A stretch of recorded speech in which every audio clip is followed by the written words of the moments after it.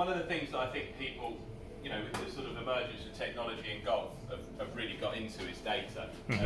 People love to know about their club path, about their angle of attack, about their launch angle, spin numbers, speed, and all of that stuff. And I think that is all really important. And our sims do a really good job of producing that data. They do the best job of producing that data indoors. But probably still the best way, I think, to practice, and the way that I practice most, is it's about hitting shots. It's about practicing the game that you would play when you go on the golf course. And one of the things that I was always amazed by was the amount of work, years ago now, 10 years ago, when the 3-track technology was being developed, and we were pretty up close to that. One of the things that amazed me was the amount of work that Bill Bales put into the way the ball flight looks on the screen visually. I did a TrackMan demo last week indoors, and notwithstanding the fact that it obviously doesn't read very well indoors and can't really get consistent, accurate spin numbers, I was amazed at how artificial the visual ball flight looked on the screen, and I think for me that reduces the value of playing golf and playing courses on the sim, because you're not really seeing what you would see outdoors. It doesn't really, if you think about how we hit shots outdoors, we hit a shot and we see the visual, and that's part of the feedback that we get, and that's part of the thing that we use to learn how to hit shots. And if you're not getting that out of the screen, all you're getting is numbers, that does not connect as well to you in a human way when it comes to playing golf. So one of the things that I really like to do is I put my name into the system 3 times. So I put JD1, JD2 and JD3, and I just play those 3 balls all the way around the course. And what's great about that is that obviously, the main reason that driving ranges exist is because on the course we've got to walk in between shots. So actually hitting shots on a driving range on a sim, if you take a step back and think about it, is a bit silly, because we don't have the gaps between shots. And I never had the discipline to stand on a range and change clubs and be disciplined about the type of shot that I was trying to hit. And I still do it now. I go to the range with my golf club and I love hitting balls, but I don't kid myself that I'm practicing. I just love hitting balls, So I will stand there and I'll hit 80 or 100 6-irons, and I'll make a nice patch of divots, and I might get something out of it, but I don't get anywhere near as much as what I get out of doing this. So my name's in 3 times. I'm going to play the course with those 3 balls, and of course I get to hit the shot 3 times. So this is 17 at Pebble Beach, 223 yards, and I get to hit this shot 3 times, but then once I'm into the hole, I'm hitting loads of different shots. So it's a much better way of practicing. It's far superior.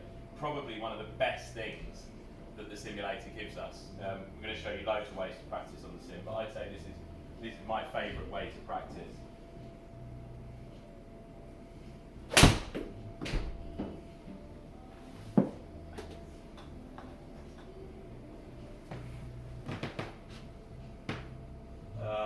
Right edge of the green, just into the rough. Try and start this one a bit left. See if I can get a bit of fade on it. Got the fade. Did not start it left. It's quite a common problem with me. So now I've got 1 easy chip and 1 impossible chip. See if I can do a better job of that.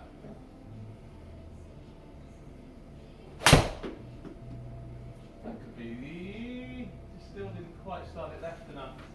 Got to go. Alright, that's front of the green. So now I've got 3 completely different shots. Oh my god. This is probably one of the worst spots on this hole.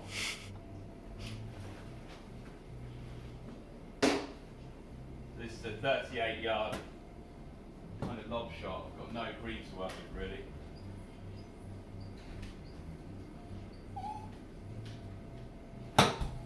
Not enough.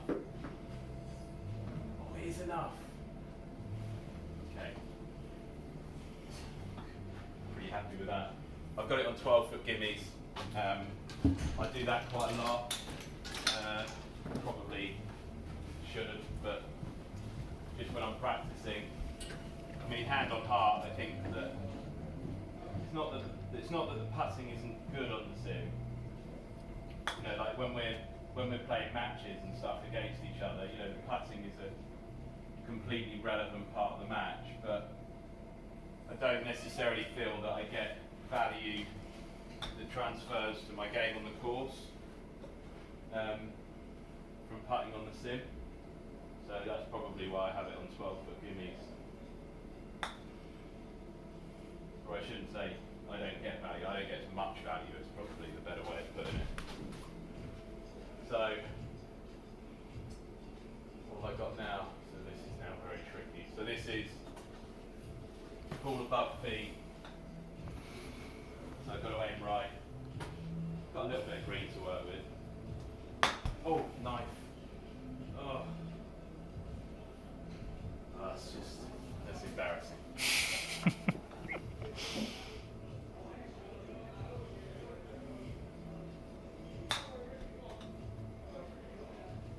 Okay. Chipping action doesn't feel great today. Right, so 2 bogeys and a par. One of the other things I learned from doing this was that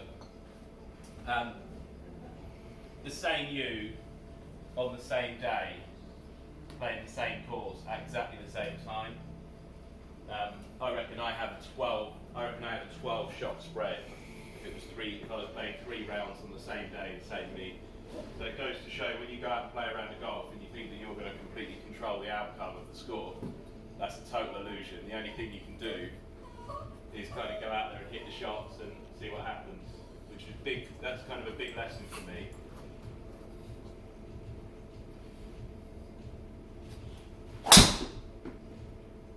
Oh, Sure. quite good. Don't hit the tree. I don't think it hit the tree. That's the tee shot that I always hit on this hole, or try and hit at least. Is to try and sort of hit it at the tree. The temptation is to try and hit it a bit further left, cut a bit more off. I've tried to hit the right shot there. Now I'm going to try and hit the wrong shot, but quite an exciting shot. Start it a bit further left and try and put a bit of cut on it. It hasn't cut, but it is on quite a good line. It's going to be tight. That's good. Oh. So that shortened up. That shortens up. Not only does it shorten up the second shot, it gives you a much better angle. We've got the horrible pin today, which is on the back right. Right, I'm going to try and hit this down the middle of those two.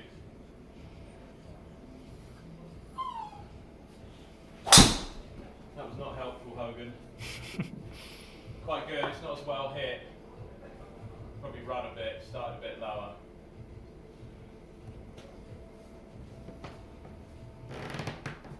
So today I haven't got all of the data on.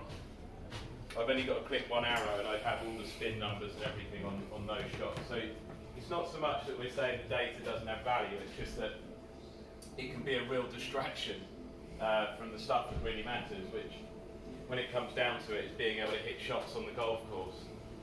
I went right down that rabbit hole of tech and numbers and to the point where I can probably call numbers pretty accurately visually outdoors, but it doesn't really add that much value in the end. It takes a long time to figure that out.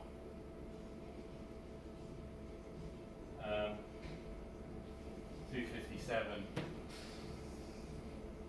I don't know. 257. I'll try and hit 3 with a fade. Front bunker would probably be quite good here. Oh, fades. I'm not starting my fades left. Yeah, that could be a problem.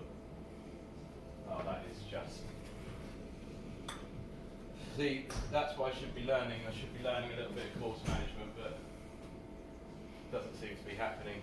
You should never miss this on that side. It's a horrendous chip.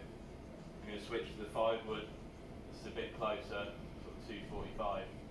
Just going to try and hit a big high one. Knifed it. That's rubbish.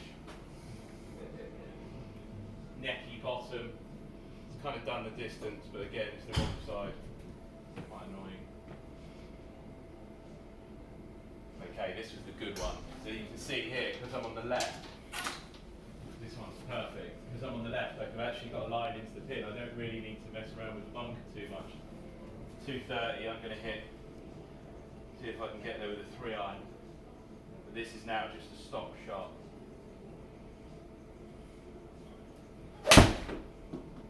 Oh, it's good.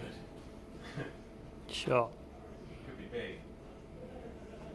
That's brilliant. Alright, that's a gimme. So that's an eagle. Same meet, same day.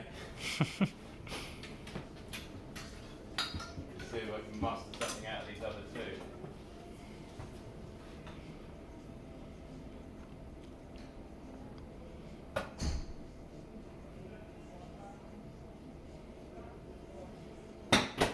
No bounce. Very safe. It was like a sort of 20-yard lob shot, but I just dug in. Rubbish short game today. My short game has been better, I promise. Oh, it's bouncing as well. Not a very good mat lob wedge that.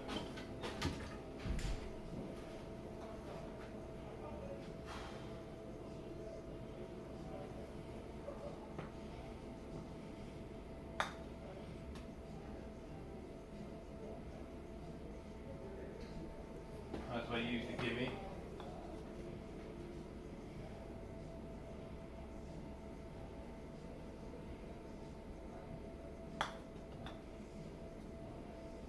Right, that's rubbish. No, it's not great play, but I think the main thing is I'm so much more engaged in the shots when I'm doing that. So I think, you know, even like the shot off the tee there, every time I've got something that I'm trying to do. You know, much more than I have if I'm stood on a range. You know, I'm trying to hit it down the middle of those two pools. Or, you know, I'm trying to hit it out over the water and bring it back. It's just, you can see just from that, it's just so far superior in terms of practice. And I could stand on the range and I could look at my launch and spin numbers all the way. And there's a use for that. We'll do other videos on why that's good and how that works with your wedge play and stuff like that. But it has to be coupled with hitting shots on a golf course using your eyes, not trying to just create numbers. You've got to be using your eyes, and that's why this sim is so good, is because the ball flight, the visual of the ball flight looks right. Everything I do on the course on this sim, with that visual and that level of accuracy, gives me a massive payoff when I go to play outdoors. And it taught me the lesson of not trying to, doing this taught me the lesson of not trying to control the outcome of my round, and just being able to kind of let it be what it's going to be on that day. Is that you can't control your score. And the same you on the same day, I've got a 12 shot spread. It might be different for other people, but that's what I've come up with from doing this for hours and hours. Hope that helps.